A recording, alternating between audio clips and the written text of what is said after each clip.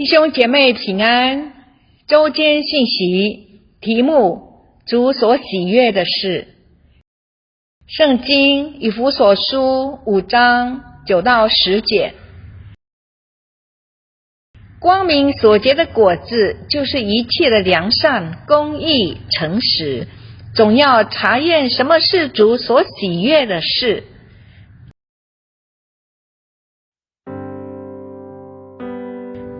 真光会在人的良心显明一切不良善、不公义、不诚实的黑暗面，由黑暗进入光明。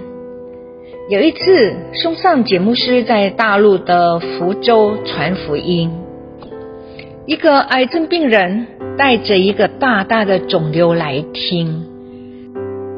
松上节牧师在聚会中大大的责备，指出一些不良善、不公义、不诚实的事。这个病人听得非常出神，后来决定信耶稣，完全忘记了自己身上的问题。聚会完回家时，想到自己有癌症，肚子里有个肿瘤，他就伸手摸这个瘤，一摸发现不见了。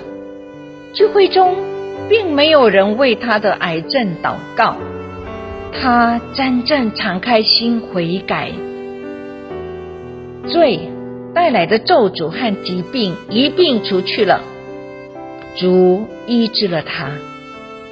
福音的入门就是悔改，悔改要彻底，由黑暗转向光明。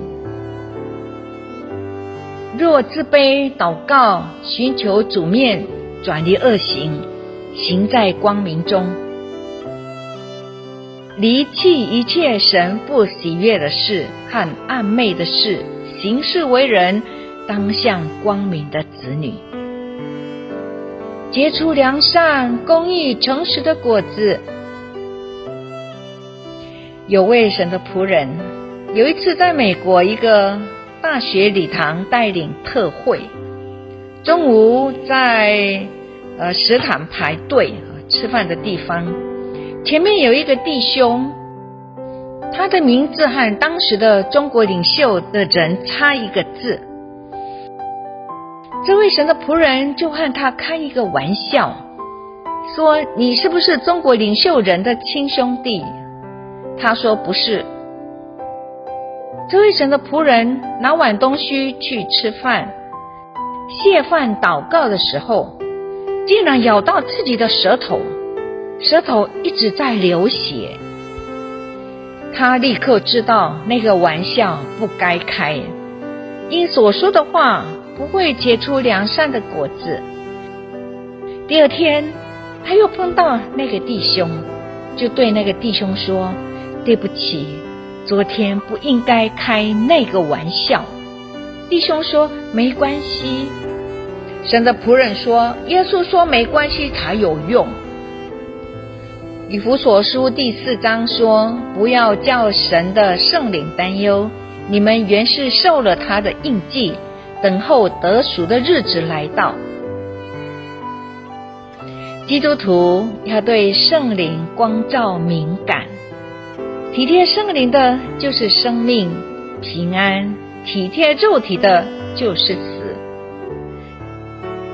要常常被圣灵充满，要体贴圣灵，行在光明中，如此行，也就是行在神的旨意中。阿们。我们一起祷告。